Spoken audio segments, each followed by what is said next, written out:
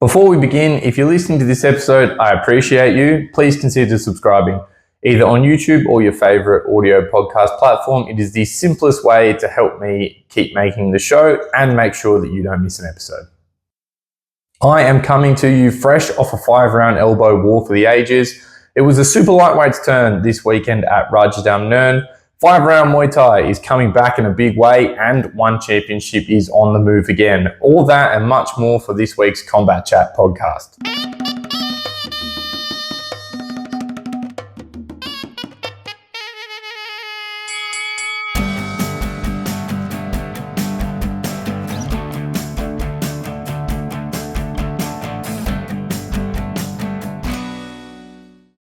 Let's crack on. For round number 1 this week, just a bit of a recap of what's new in my world. Hopefully you're not picking up any background noise. Not sure how sensitive my microphone is, but the weather here in Phuket is absolutely wild the last couple of days. Probably the worst I've seen it in recent memory today. Just insane winds and really heavy rain pretty much from first thing this morning. So there's not heaps I can do about it. I just cannot control the weather. So we'll do our best to push forward. I was explaining in last week's episode, I recorded midweek, that my fight for last weekend had been cancelled at the very last minute. Little recap, I arrived at the gym to get my pre-fight massage and got told my opponent wasn't turning up. So that was a little bit of an inconvenience, but where I had left it then was that I was just waiting to hear what was next. It's usually about Wednesday that the posters for the local fights get kind of like refreshed because there's fights every week. I noticed when the new weekend's posters went up that I was on there.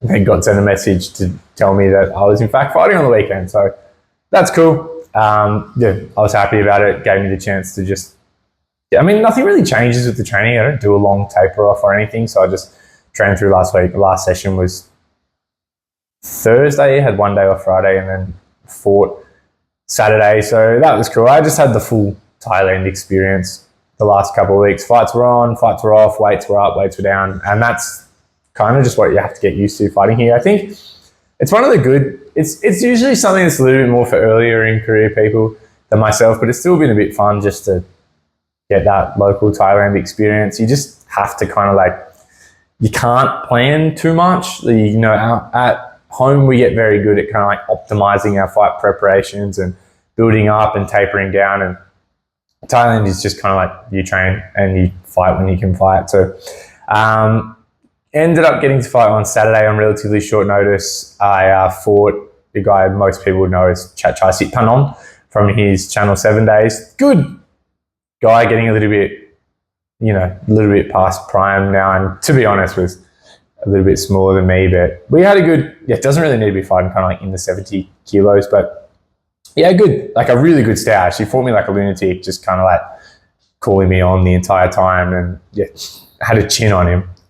It was a good 5 rounds, a lot of elbows, an absolute ton of blood, thankfully this time, not heaps of my own. So really good 5-round experience and a fun fight. I think when you're fighting at this kind of Thailand level, you just got to understand, take experience when you can take it, but don't build it into something it's not. I fought a guy that was a bit smaller than I was, and he gave me a really good challenge. I got to practice some new things and work on stuff, but you can just take it at face value. Don't have to pretend it was some kind of superstar effort. I'm at this point, my eyes are on bigger shows, but I'm doing what I have to do to build experience. And anyone who spent a longer period of time in Thailand kind of know what the process is like there. So good fun Saturday night at the local stadium, and a pretty mental fight. I posted some highlights on my Instagram if you want to have a look. So just happy to keep racking up experience. Fight number 6 for me this year, which is not too bad. I was coming off a decent injury coming into the year, so I didn't get started till late April. And we will just keep going and figure out what's next. So fun fight for me.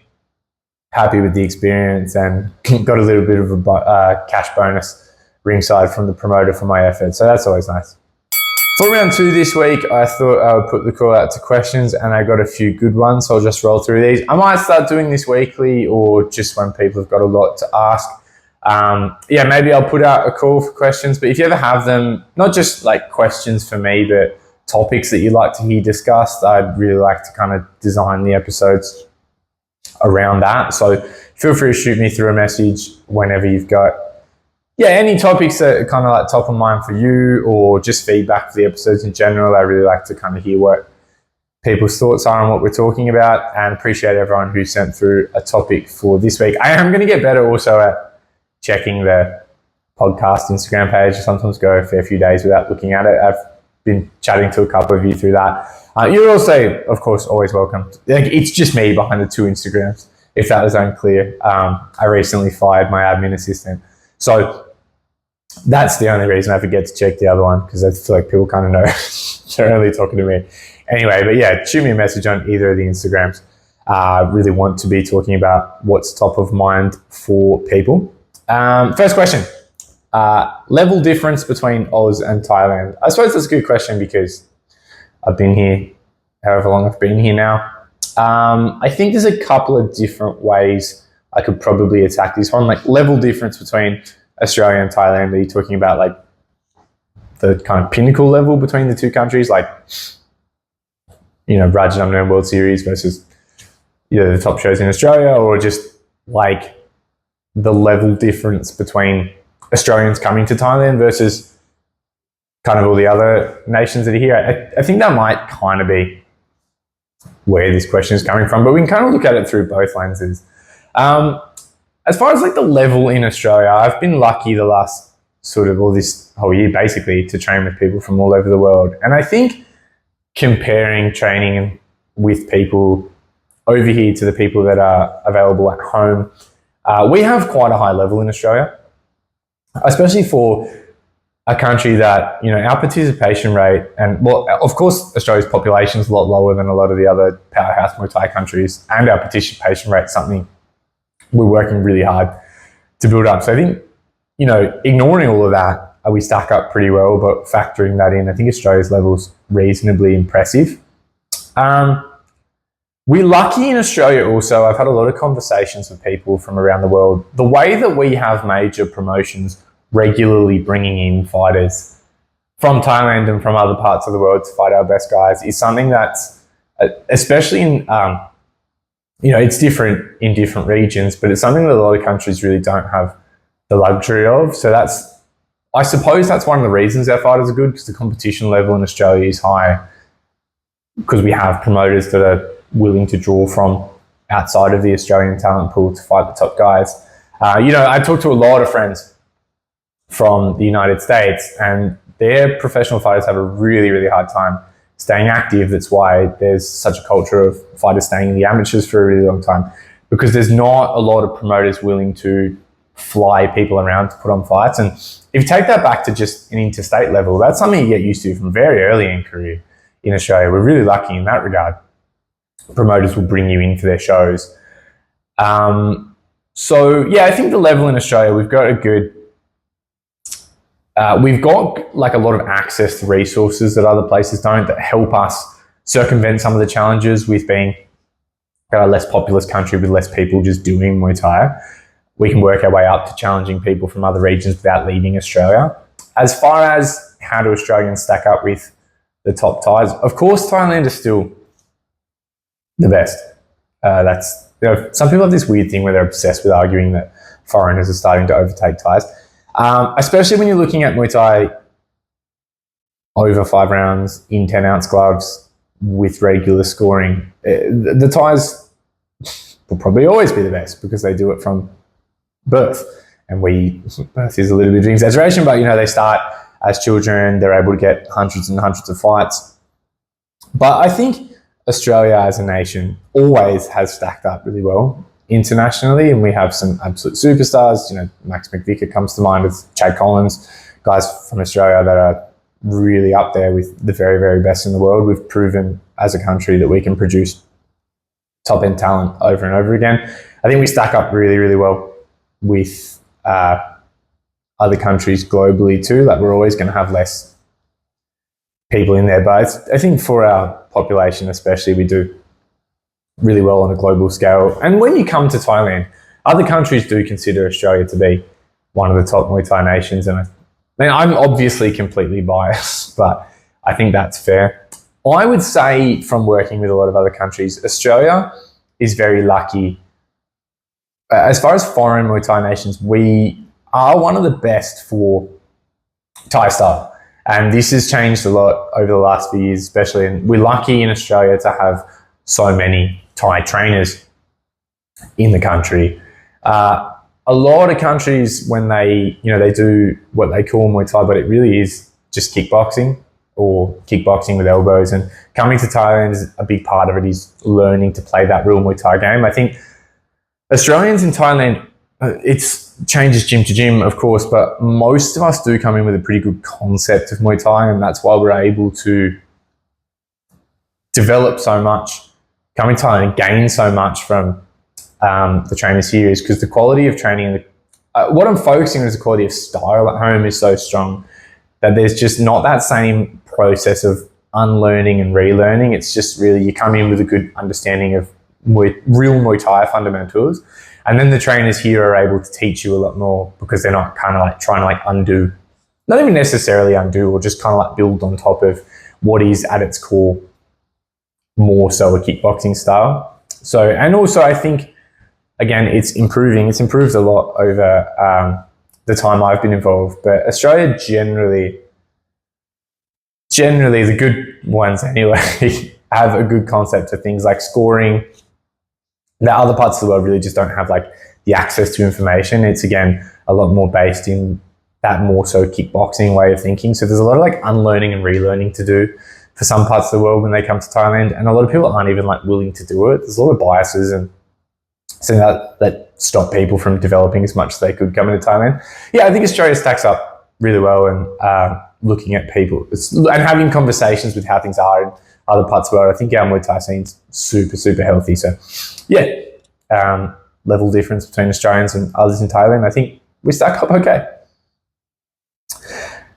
UFC at the Sphere, a landmark day in combat sports, and where do we go from here? This is a cool question. Thank you, Matty Williams, because I don't talk a lot about MMA or the UFC or the wider combat sports landscape on this show, but I think this in particular is something that's really important. The last few years, haven't been watching a ton of the UFC. I loved it when I was a bit younger. It was sort of my introduction to combat sports that I found Muay Thai through, really.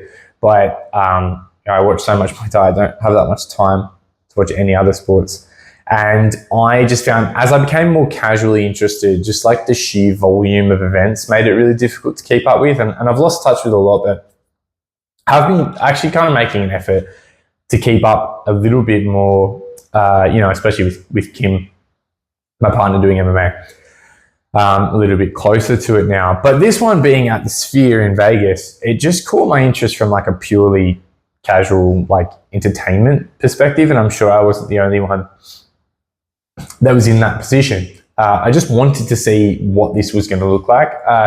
I was in Vegas earlier in the year. I was in Vegas in January, and I saw the Sphere, and it was cool. It was visually impressive, but it was kind of lame. Like, it was sort of like, the best way I could describe it is like a more modern, like an upgraded IMAX. They played like David Attenborough's Planet Earth, and it's all, I don't know. Yeah, it was cool, like visually impressive. But my first thought when I heard UFC is going to the Sphere is like, why and how?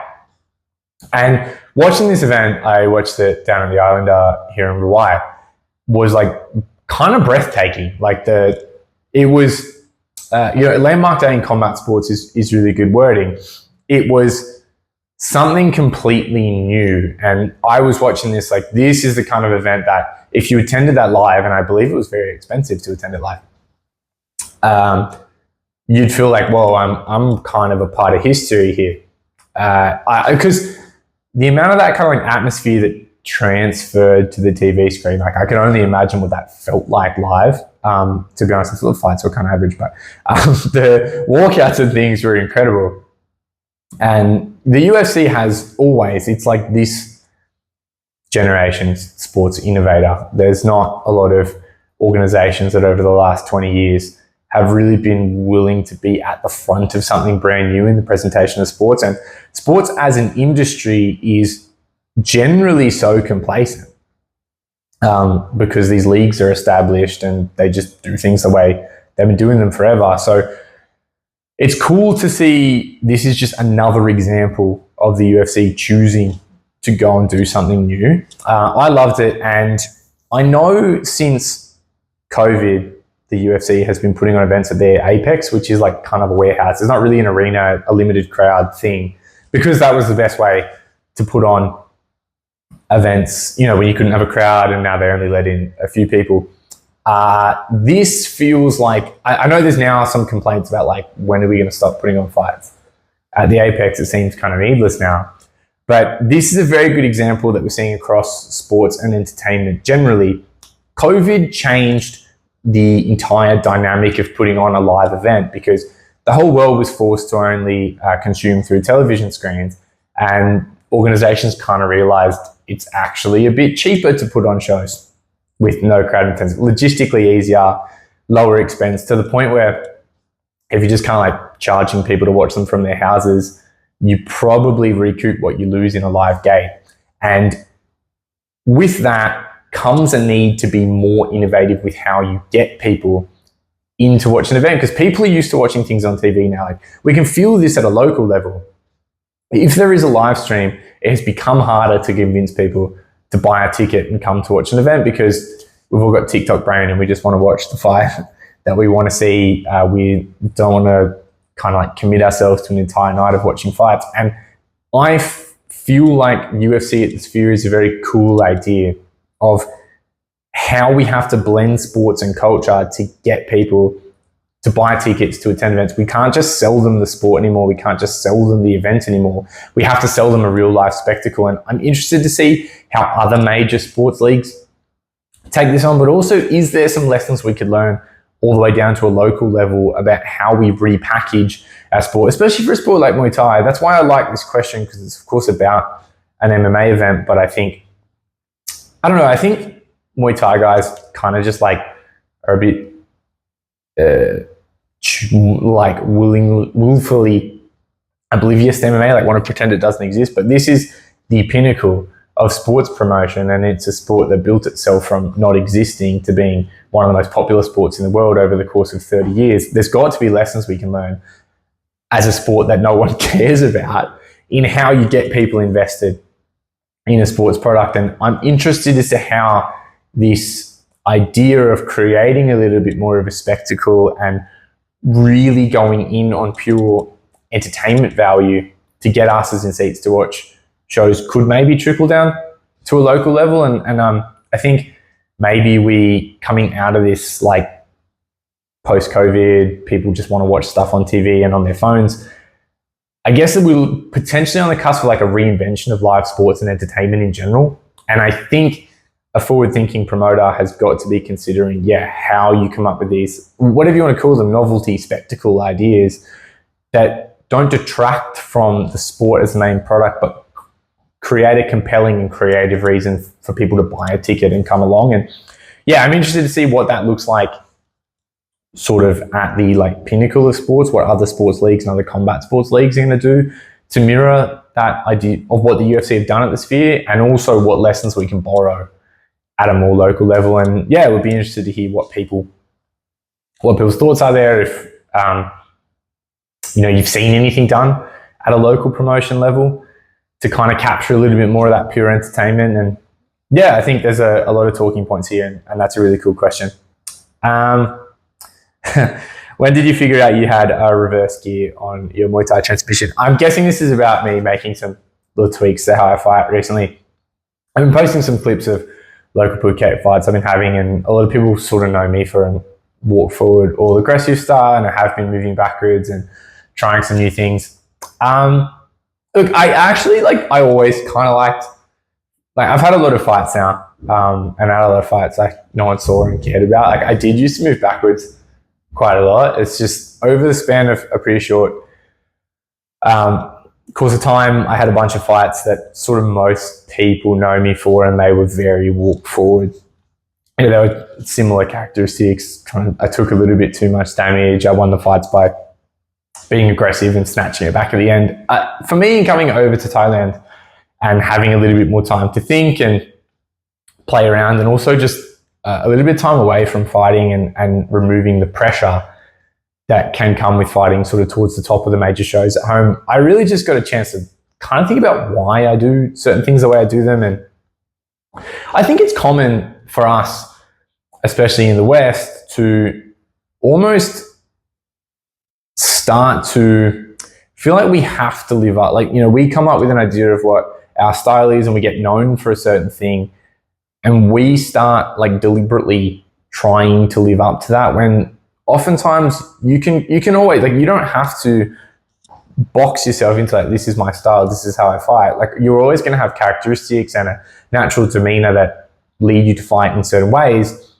But there's always room to tweak and move and try new things. And I think that's something, you know, we forget about sometimes, especially because we're not Thais and we don't have, over the course of our career, 400 fights. You know, we're always building experience, and you have to go out there and try to do different things. Like, I wonder, like, a question I was asking myself, I suppose, was like, how much am I leaving behind by not choosing to explore different kind of like areas of my game? And it's given me a chance to pick back up fighting in ways I used to fight a little bit more when I was a bit younger, and just learn to trust my skills a little bit more and not make everything a walk forward pressure fight. So it's a work in progress, but yeah, I'm enjoying playing with some new ways of fighting and maybe making myself a little bit less predictable too. So yeah, and my trainer here in Phuket, Sudan's been really good at just challenging me to like just asking the question, why do you have to do it this way? Like, we've had a lot of conversations like this, and when I first sort of started fighting with him in the corner, he would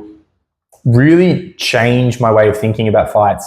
So it wasn't like, we are here to win at all costs. It was more, we are here to try this and this and this that we've been working on at the gym. And we had a conversation before the first time I fought with him where it was like, I really don't care if you win or lose. I just want to see you do this and this. I want to see you use this weapon. And like, if that's what gets us over the line, that's awesome. But more important, like, I'm going to be happier if you try this out and you lose than if you just give up on it and do your usual thing and win. So like, just changing my way of thinking to like, obviously you're always in the ring to win, but sometimes you've got like a greater purpose and you're not just thinking about this fight, you're thinking about your development as a whole. So coming back to that way of thinking has been, I think, really positive for me and helped me just explore new things and also just have way more fun. So yeah, that's sort of what's been going on with my, I mean, like, most of my fights have been spent moving forward also. It's like, yeah, fall back to old habits sometimes, but yeah, that's sort of been the logic behind that, and that's what I'm exploring in my fighting at the moment. Two of the same question. What did you think of the Payak Samui versus Matt Stevens result on the weekend?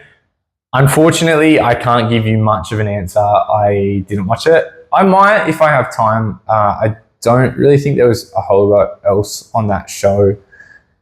I really wanted to see it with RWS on and stuff like that. It was there was a lot to watch this weekend. It wasn't really one that was on my radar. So look, it's probably better that I don't comment at all. I am a little bit surprised to hear that there was some controversy. I didn't really know a lot of people that were there, so it was hard for me to hear what the take was in the house. I know Payak and team are pretty upset with the decision, but that's often the opinion of the losing fighter in a close decision. So yeah, I don't really know what to say. It was a kickboxing promotion, so it's often how it goes. It's a slight, like, I actually honestly have no idea who is sanctioning this. So yeah, I don't really want to say too much on that either, but you do tend to get this on kickboxing promotions that do Muay Thai fights. It's an interesting thing for my non-Australian listeners. There isn't really a kickboxing scene in Australia anymore. There is some kickboxing fighters, but it's often difficult to sustain an entire event of kickboxing. So if a promotion wants to do a kickboxing event, it's kind of got to become a part Muay Thai, part kickboxing. I think this one had boxing too, and those are the events that for me I was always the most nervous to compete on, because I would, like, it's difficult for judges to kind of like judge different sports, you know, unless you have entirely separate sanctioning and different teams of judges. It's really hard to judge multiple sports in one night. And kickboxing, I mean, this was a Muay Thai fight, but I'm just guessing the sanctioning might have been kickboxing judges, which can create some issues and some controversy, but I can't say too much. I didn't see it. This is something that always confuses me, because when you look up kickboxing scoring criteria, a lot of the time they read almost identically to Muay Thai, like clean, effective shots, power, etc., etc. But there's just such a difference in philosophy between Muay Thai and kickboxing fighters and officials and judges in how they interpret what they're looking at. Very aggression and forward pressure focused. Yeah, so honestly, can't say too much. Maybe I'll watch it if I get the time. Like, it's a good matchup. Would be cool to see. Congrats, Matt Stevens, on the win. And yeah, can't say too much about that decision. I didn't get to watch it, unfortunately. Round 3, let's get into our RWS recap for the week. As I mentioned last week, I'm all in on RWS at the moment. It's the only real promotion for me right now that's absolute must watch. I'm really, really enjoying it. Unfortunately, I was fighting this time, so I had to catch up with it in the early hours of the morning, but loved it. The super lightweights, the 63.5 kilo guys, are such a strong weight class. Any way you shake up the matches here, it's super, super fun. And really looking forward to seeing what we come out with for the finals. So this was the second round of the group stage. There's still one more opportunity for the field to get points on the board before the final 4 are decided. And it was a really, really fun night of fights. So first up was Zombor Nemeth versus Tarak Novarev. Sorry if I said that wrong. This was probably the match between the two most unorthodox styles in the bracket. Zombor, a little bit more of a Thai stylist, but very movement oriented, likes to play off the ropes, moves his head a lot. Very, defensively sound, good with counter strikes, a difficult guy to deal with. Tarak, on the other hand, much like many of the Azerbaijani fighters who have come over to Thailand and are becoming quite a mainstay on some of the major shows, more of a kickboxing trained fighter, like very forward pressure, hands into kick combinations. And this was just an example of both guys trying to play their game and, I guess, work to the strengths of their style. So neither was kind of trying to do anything too different against the other. Of course, Tarak's sort of natural setting is to move forward and pressure. Zombor has like probably a wider array of Muay Thai weapons as well as some unorthodox defensive techniques. It was Tarak who won out in the end. Just the pressure was a little bit too much. He would just really close space quickly, scoring some points, a lot of time with the hands, follow with elbows a lot, and just kind of shut things down when they did end up in the clinch. Just didn't give Zombor enough space to make his game work. It's a tactic that requires a little bit of room. So I think this was smart from Tarak to just really not spend too much time at range, at space with Zombor. Just crush the space, close in, score what points you can, get going again. Like that's a good kickboxing adapted to Muay Thai kind of frame of mind. So he took the points on this one. This is one I'm always looking forward to. I really like Parunchai. Parunchai Suchart, the former Raja champion. We were so lucky to see him fight Damien Alamos in Australia this year. It was such a mind-blowing match. He took on Kung Khan Lek from Singham Marwin, who's a really difficult to deal with forward pressure clinch stylist. And this was just such a beautiful example of Parunchai just adapting on the fly and not letting Kung Khan Lek work his game, but also kind of meeting Kung Khan Lek where he wanted to be and just proving too strong. Like, this was such a strong performance from Parunchai, who really just proved to be able to beat Kung Khan Lek anywhere. Like, the way that this fight kind of was playing out in the beginning to me was it looked like Parunchai was just trying to warn off the clinches from Kung Khan Lek, like catching and sweeping a lot, as he's known to do, even a couple of illegal sweeps, just to kind of like really not let Kung Khan Lek come forward. I thought Kung Khan Lek was doing some good ring cutting techniques in the way that he was using his kicks. Hence, Parunchai, if he needed to foul, just making sure he caught that kick and didn't let Kung Khan Lek advance or trap him there. But then the more the fight kind of progressed, the more Kung Khan Lek the more Petongchai, just got comfortable, found his frame, found this really nice inside position and found it repeatedly, just kind of like read and blocked the clinch entry of Kumkanle, get him to a position where he could control the posture, score knees. This was just really, really strong adaptation and a really good example of Petongchai showing the diversity of his strength, because I think you could probably think Petongchai's game here would be to stay long. That's where it kind of looks like his strength is, but he chose to meet Kumkanle where he wanted to be, where he's most dangerous, and still managed to win there. So really strong performance from Petongchai. Man, this one was tough. Sangmanee versus Jagger Chan. Jagger was a late entry into the tournament and fought Parunchai first cab off the rank. So that's such a respectable effort. Jagger is a really, really strong guy who spent a lot of time over here in Thailand, an LWC Super Champ tournament champion. Really, really strong and just really taking on all comers. Sangmanee, on the other hand, an absolute superstar, a guy who commands a massive following, still very famous, but a lot of people starting to wonder if he was ever going to find form again.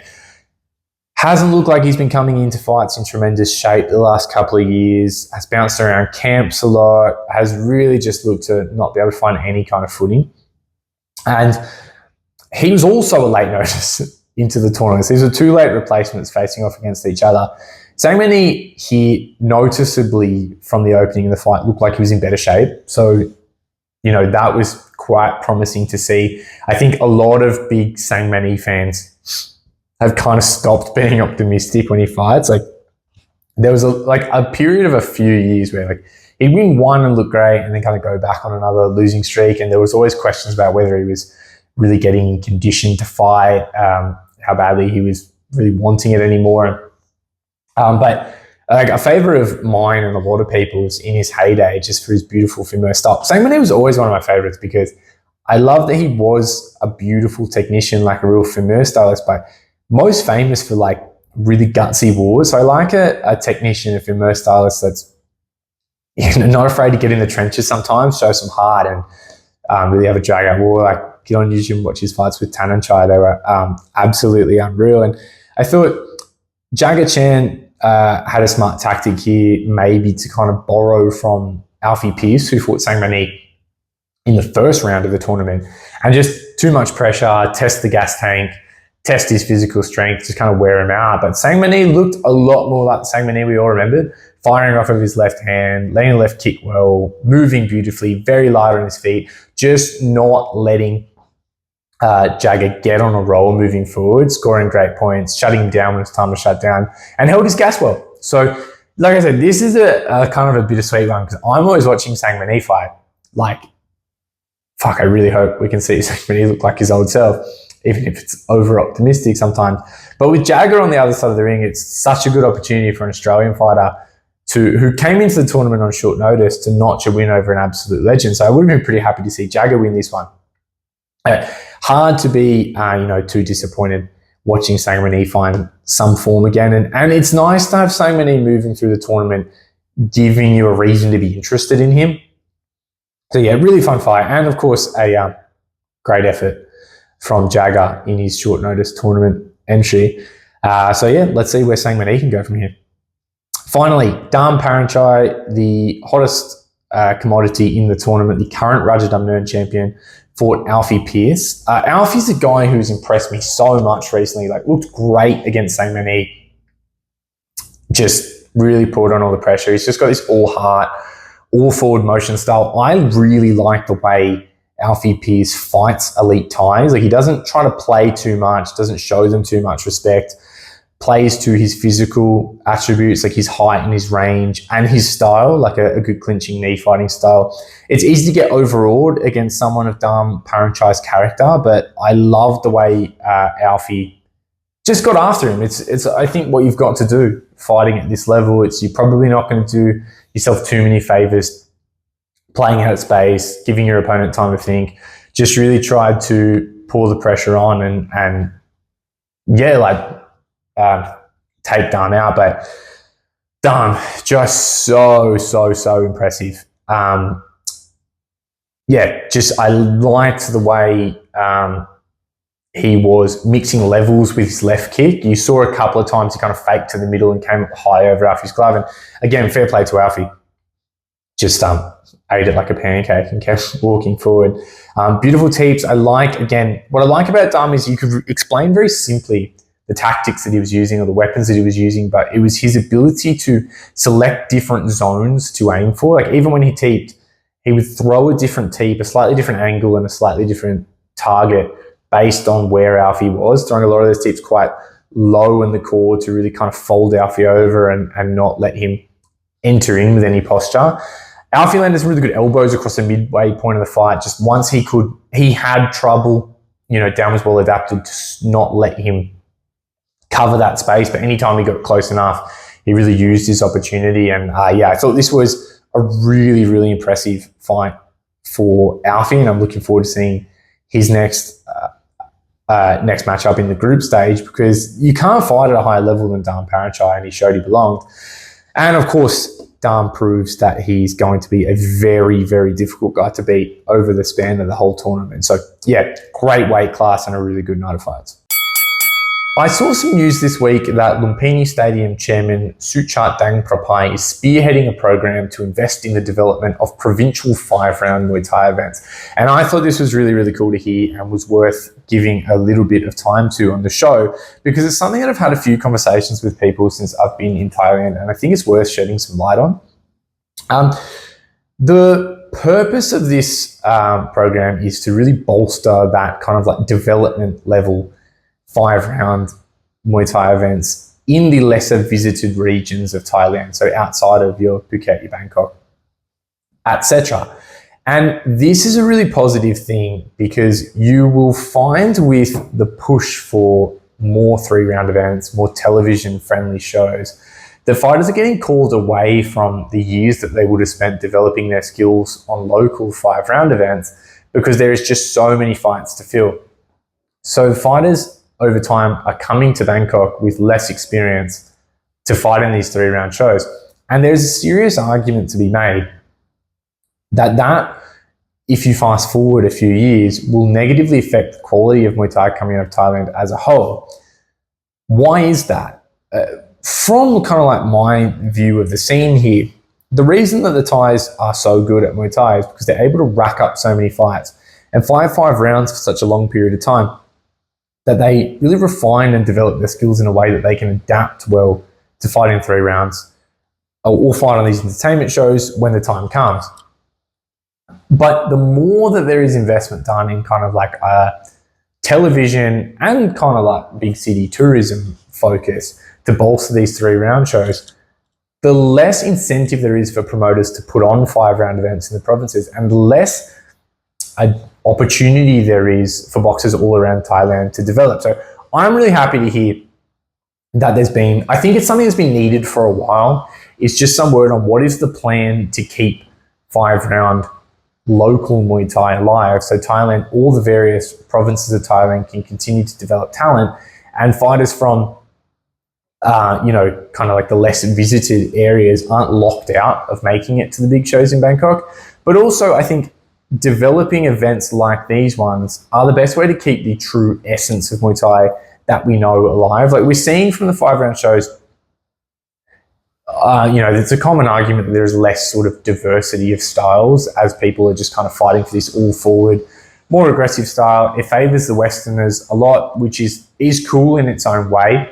It creates kind of a good platform for foreign fighters to sort of try to catch up to the Thais.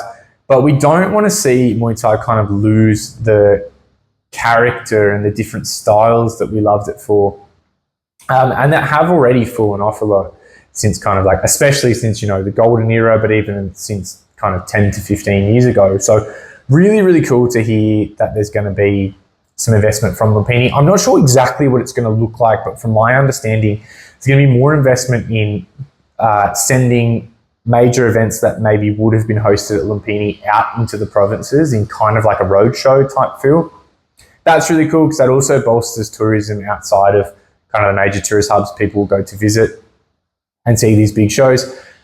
There's also going to be added investment in sending judges out to the province to create a separation from judging and gambling. So that's not to eradicate gambling, as has often been the attempt in the major stadiums, but it's another topic altogether. But gambling in a lot of ways keeps Muay Thai alive. Allow people to gamble, but also allow the judges to be trained in a way that doesn't let them be swayed by gambling. So an overhaul of the judging in the provinces, an investment in putting on bigger events and more opportunities for fighters from Thailand to gain 5-round experience. Really, really happy to read this. Hope it plays out the way I'm thinking it will, because that is a huge positive step forward for Muay Thai in Thailand and globally, because we'll continue to see kind of the Muay Thai that we know and love not kind of get washed out by a focus on 3-round entertainment bouts.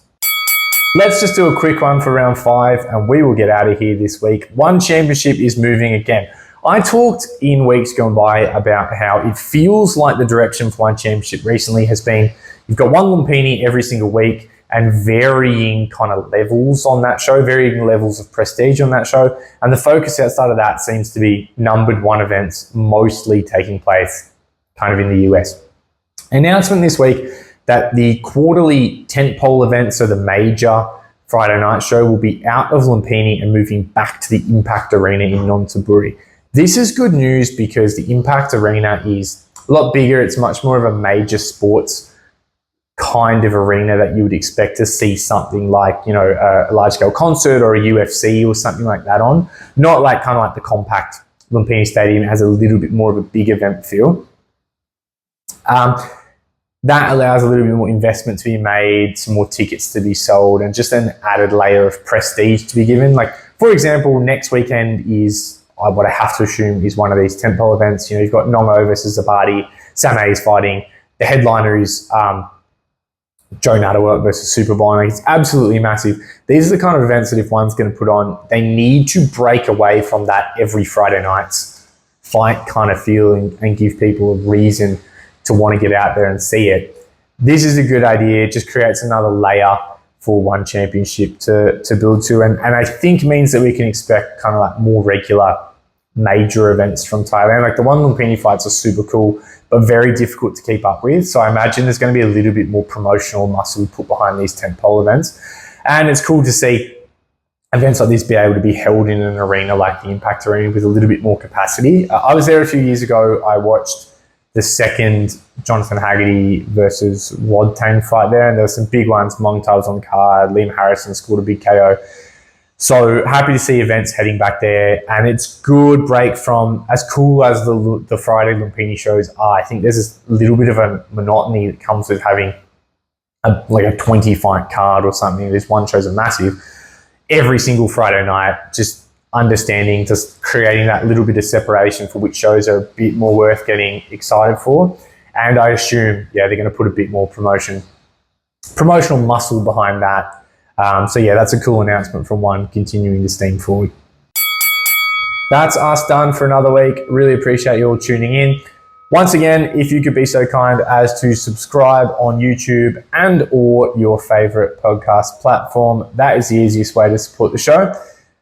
Shoot me a message on Instagram at Combat Chat Podcast to keep up and keep the conversation going. But for now, that'll do, and I'll catch you next time.